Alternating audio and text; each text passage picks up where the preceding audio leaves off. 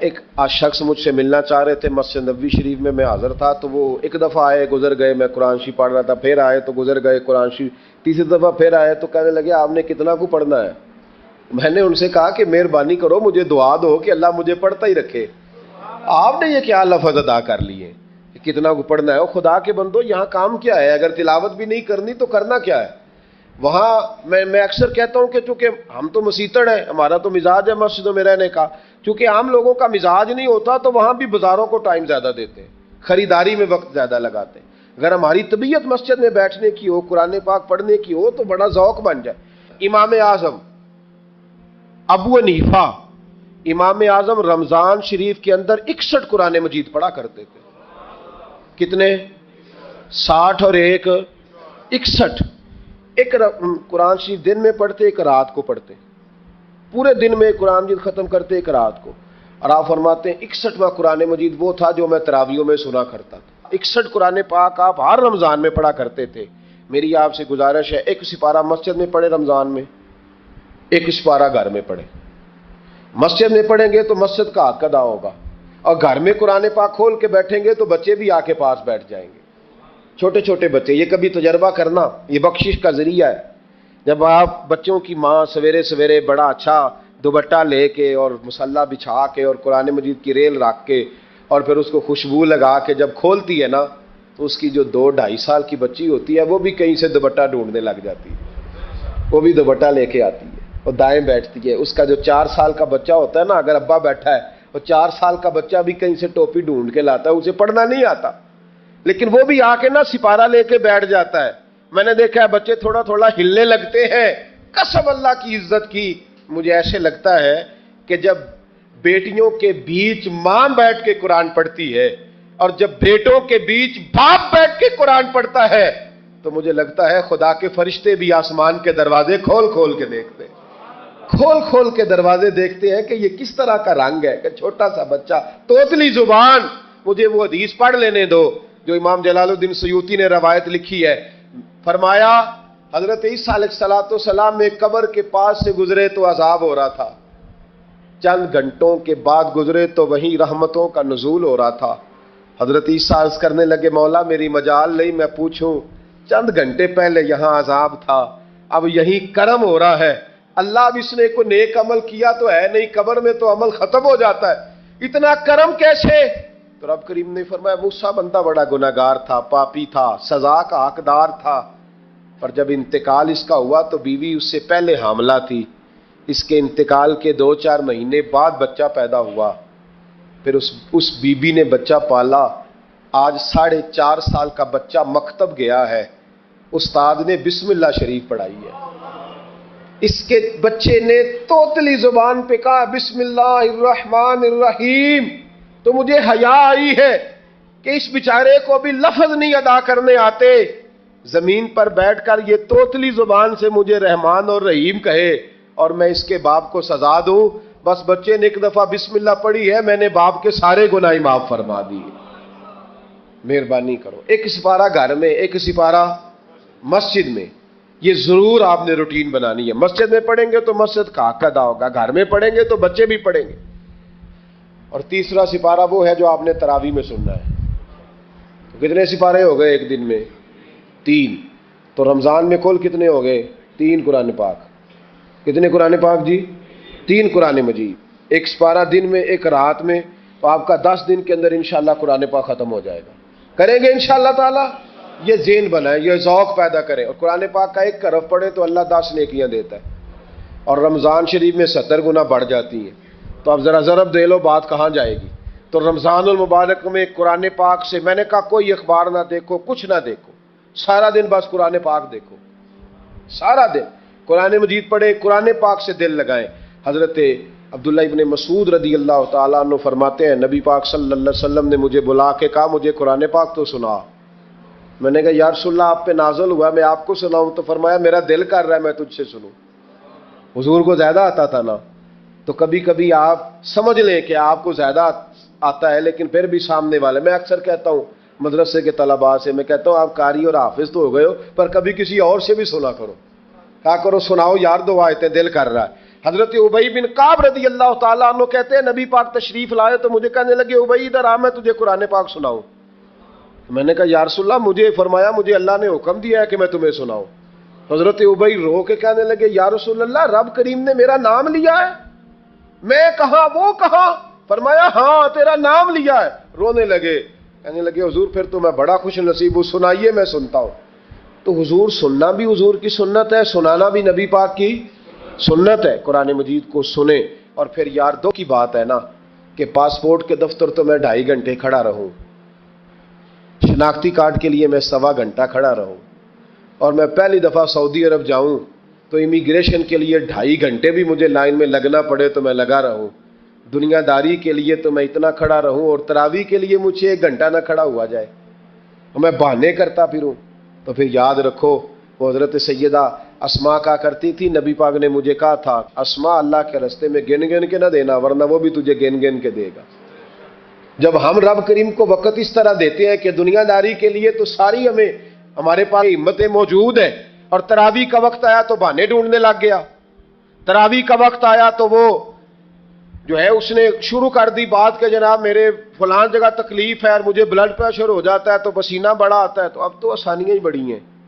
صحابہ کہتے جب ہم مسجد نبی میں نماز پڑھنے جاتے تھے بارش ہوتی تھی تو مسجد میں پانی کھڑا ہوتا تھا, کیچڑ کھڑا بن جاتا تھا, تو ہم اپنی جھولیوں میں خشک مٹی ڈال کے لے جاتے تھے, اپنی اپنی جگہ بچھا لیتے مٹی, اور پھر ہم نماز پڑھتے تو ہمارے پیشانیوں پر بھی مٹی لگ جاتی. تو ایک صحابی جھاڑ رہے تھے تو نبی پاک نے فرمایا نہ جھاڑ, جب تک چہرے پہ رہے گی فرشتے درود بھیجتے رہیں گے. اب تو ایسی لگے ہوئے مسجد میں پھر بھی تو تراویح نہیں پڑھتا. تو ایک تو عبادت کو ٹائم دیں, دوسرا قرآن مجید زیادہ سے زیادہ پڑھیں, رمضان میں زیادہ سے زیادہ پڑھیں, مسجدوں میں ٹائم دیں. مجھے دکھ ہوتا ہے جب رمضان میں بھی نماز کے بعد مسجد کو تالا لگتا ہے. اگر ہم سارے آئیں مسجدوں میں, ہم رمضان شریف کے اندر وقت دیں, جس کے پاس ٹائم ہو وہ آ کے بیٹھ جائے قرآن مجید کھول لے, تو میرا خیال ہے کہ مسجدیں بھی ہمیں دعا دیں گی کہ دیکھو ہر وقت انہوں نے میرے اندر تلاوت کی. ایک اور بات بھی عرض کرنی ہے, یہ مجھے کہا گیا ہے, میری اپنی طرف سے نہیں, یہ مجھے رکا دیا گیا ہے. کہہ دوں پکے نمازی ناراض تو نہیں ہو جائیں گے؟ جو پکے نمازی ہیں مسجدوں کے وہ میرے ساتھ وعدہ کریں ناراض تو نہیں ہو جائیں گے؟ نہیں تسی نہیں بول دے تسا ہو جانا. پکے بول دے نہیں پے, پکے گھور دینے پے. پکے نمازی, یہ پکے نمازیوں سے بات, ناراض تو نہیں ہو جائیں گے؟ یہ بول کے بتائیں, انشاءاللہ کہیں. کچے نمازیوں کو شکوہ ہے کہ پکے نمازی رمضان میں ہمیں گھورتے ہیں. روکے دیے مجھے انہوں نے, کہتے ہیں پکے نمازی, کہتے ہیں فصلی بٹیرے آ گئے. یہ زیادتی ہے, یہ ظلم ہے. آپ پکے نمازی ہیں تو مہربانی کریں, آپ وہ جو آپ نے صاف لاٹ کرائی ہے نا اپنے نام پکی, کہ تھے میں بھائی نہ رو تو کتوں آ گیا, یہ چھوڑ دیں آپ, مہربانی کریں. یہ اللہ کا گھر ہے, یہ کسی کے نام رجسٹری ہو سکتی. جو آیا ہے نا بیچارہ, چلو کبھی کبھی صحیح, مہربانی کریں اس کو ٹائم دیں, بیٹھنے دیں, کچھ نہیں ہونے لگا. اور جب وہ آئے نا تو دعا کریں, جب اس کو دیکھیں تو کہ یا اللہ یہ آیا ہے تو ہمیشہ آتا ہی رہے, اس کو دعا دیں. مہربان بچے شکوہ کرتے ہیں, کہتے ہیں پکے نمازی سانس نہیں لینے دیتے مسجد میں. اور ایک بات اور, یہ حضرت علی کا قول ہے, اس کو دل کی تختی پہ لکھ لینا, دل کی تختی پہ شیر خدا کی شیروں جیسی باتیں. حضرت مولا علی شیر خدا فرمایا کرتے تھے وہ نیکی کرنے والا اچھا نہیں جو نیکی کر کے اکڑ جاتا ہے اور دوسروں کو گناہگار سمجھتا ہے, وہ نیکوکار اچھا نہیں. فرمایا کرتے تھے اس سے وہ گناہگار اچھا ہے جو گناہ کر کے کم از کم شرمندہ تو ہوتا ہے نا. فرماتے ہیں جو گناہ کر کے شرمندہ ہو وہ زیادہ اچھا ہے اس سے جو نیکی کر کے اکڑ جائے. تو تھوڑی سی نیکی کر کے پرہیزگاری کر کے ساری دنیا کو گناہگار سمجھنے لگ جانا, یہ تو بت پیدا کر لیا ہے تو نے اپنے اندر. اس بت کو توڑ دے, پتہ نہیں کون کب آئے اور اللہ کا ولی بن جائے. کوئی آیا لے کے چلا گیا, کوئی عمر بھر بھی نہ پا سکا. میرے مولا تجھ سے گلا نہیں, یہ تو اپنا اپنا نصیب ہے. تو مہربانی کریں پکے نمازی, تھوڑی شفقت کریں. یہ میں سب سے نہیں کہہ رہا, جو گھورتے ہیں صرف ان سے کہہ رہا ہوں. کچھ پکے نمازی ہیں تو الحمدللہ دل کے بھی بڑے پکے ہیں, سوچ کے بھی بڑے پکے ہیں, اچھے ہیں, خوبصورت لوگ. لیکن کچھ ایسے لوگ ہیں, ہمارے شہر کے ایک ڈاکٹر صاحب ہیں, میں نے کہا آپ نماز مسجد میں پڑھا کریں. ان کی عمر کافی زیادہ ہو گئی ہے, تو کہتے ہیں حضرت میں پڑھوں گا انشاءاللہ. ان کو میں نے دوائی لینے گیا تو وہاں بھی میں نے بات شروع کر دی. میں نے کہا آپ مہربانی کریں، کہتے میں آؤں گا۔ کچھ دنوں کے بعد میں نے اس مسجد میں نماز پڑھی اور خاص کر کے پڑھی کہ یہ ٹائم ہے۔ میں نے فون کیا کہ ڈاکٹر صاحب آپ نظر نہیں آئے، تو کہتے ہیں سب ناراض نہ ہو جان۔ نمازی مجھے کہتے تھے خیر ہے ڈاکٹر صاحب، کہیں غلط جگہ تبادلہ تو نہیں ہو گیا، کوئی مصیبت تو نہیں آ گئی؟ تو کہتا ہے مجھے شرم سی آتی ہے کہ نمازی اس طرح، ویسے بھی میں گیا نہیں، 60 سال عمر ہو گئی، تو اب نمازی تو یہ آپ کیا کر رہے ہیں؟ ہم کوئی اللہ کی رحمت کے منشی ہیں کہ ہم سے پوچھ کے وہ دے گا جس کو دے گا؟ کیا کرتے ہو؟ او بھائی، حضرت باجدید بستامی رحمت اللہ تعالی علیہ جیسے لوگ کہا کرتے تھے جنہوں نے ساری زندگی جھوٹ نہیں بولا، حرام نہیں کھایا، فرماتے تھے الفن کہتا ہوں، بالغ ہونے کے بعد نماز قضا نہیں کی، لیکن پھر بھی کہا کرتے تھے دعا مانگو میرا رب مجھ سے حساب نہ پوچھ لے۔ حساب والا نہیں ہوں میں، درگزر والا ہوں۔ عدل کرے تے تھر تھر کمبن اچیاں شانہ والے، یہ تو فضل کرے تے بخشے جاون میرے جے منہ کالے۔ تو مہربانی کرے، آگے چلیں۔ رمضان شریف میں سخاوت کرنی ہے۔ حضرت انس بن مالک رضی اللہ تعالیٰ عنہ فرماتے ہیں جس طرح تیز آندھی چلتی ہے، ذرا مثال دیکھیں صحابی کی کتنی خوبصورت، فرماتے ہیں جس طرح تیز آندھی چلتی ہے نا، اس طرح رمضان میں میرے نبی کی سخاوت چلا کرتی تھی۔ نبی پاک ہر سائل کو دیتے، جو قیدی بند ہوتے نا، قیدی جنگ کے قیدی کفار، حضور انہیں بھی آزاد کر دیتے رمضان میں، فرماتے جاؤ تمہیں آزاد کیا، سخاوت کریں۔ اور میرا مشورہ ہے اس دفعہ غریبوں سے غریب سخاوت کریں۔ نسخہ دے رہا ہوں امیر ہونے کا، تو سخی ہو جا، رب کریم تجھے امیر کر دے گا۔ سخی بن جا، مالا والے سخی نہیں ہوندے تے سخیاں کول مال نہیں ہوندا، ایتھے اوتھے دوواں جہانی، سخی کنگال نہیں ہوندا، سخی بن جاؤ۔ میرے نبی پاک علیہ السلام نے فرمایا بندہ کبھی بھی جیب کا سخی نہیں ہوتا، سخی وہی ہوتا ہے جو دل کا ہوتا ہے۔ غریبوں کو میرا مشورہ ہے کہ 10 روپے دو، لیکن رمضان میں روز دینا، ہر شام دینا، غریبوں کو ساتھ بٹھاؤ، روٹیاں کھلاؤ، افطاریاں کراؤ، غریبوں کے گھروں کے اندر سوٹ پہنچاؤ، مدارس کے طالب علموں کو کپڑے خرید کے دو، جو کچھ نہیں دے سکتا وہ ایک مسواک لا کے دے، ڈیوٹی کرو، اپنے دائیں بائیں غریبوں کا خیال رکھو۔ جن گھروں میں اکثر دیکھتے ہو کہ دال کا شاپر جاتا ہے، وہاں رمضان شریف میں صبح صبح گوشت پہنچاؤ، مہربانی کرو۔ غریب امیر تو کسی کو تب دے گا جب اس نے ووٹ لینے ہوں گے، وہ تو وہاں زکوٰۃ دے گا جہاں سے اسے پتا ہوگا کہ میری تعریف اچھی ہوگی، وہ تو مسجد میں اس وقت خرچ کرے گا جب اس کا نام بار بورڈ پہ لکھا جائے گا۔ غریبوں، تم نے ظلم کیا ہے، اگر تم اپنی 4 غریب بھائی مل کے ایک غریبنی بہن کا خیال رکھتے تو اس غریبنی کو محلے کے چودھری کے پاس نہ جانا پڑتا۔ اگر 4 غریب بھائی ایک غریب بھائی کا خیال کر لیتے، تھوڑے تھوڑے جو صاحب حیثیت تھے، تو وہ مجبور نہ ہوتا۔ مہربانی کرو۔ حضرت عبداللہ ابن عمر رضی اللہ تعالیٰ عنہ ہر روز مدینے کے مسکینوں کو ڈھونڈ کے لاتے تھے، فرماتے تھے کہ ان کو ایک تھیلا دینا میں عزت نہیں سمجھتا، ڈھونڈ کے لاتے غریبوں کو اور اپنے سامنے دسترخوان بچھاتے رمضان میں، اور پھر ان پہ کھانے چنتے اور فرماتے غریب کھائیں گے تو میرا اللہ راضی ہوگا، ساتھ بٹھا کے کھلاتے۔ ایک بڑی عجیب بات ہو گئی، گھروں میں ہو جاتی ہے، جن گھروں میں زیادہ مہمان آتے ہیں وہاں یہ مسئلے بن جاتے ہیں۔